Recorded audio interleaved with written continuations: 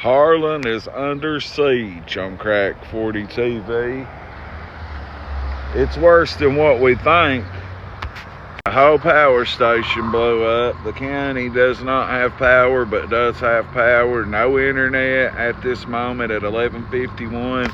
This took place approximately 20-25 minutes ago. As I stand here in front of the Sunshine Volunteer Fire Department, James Billings just flew in here.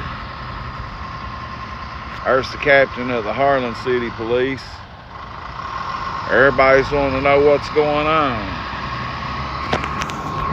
We've got 15 police back behind here.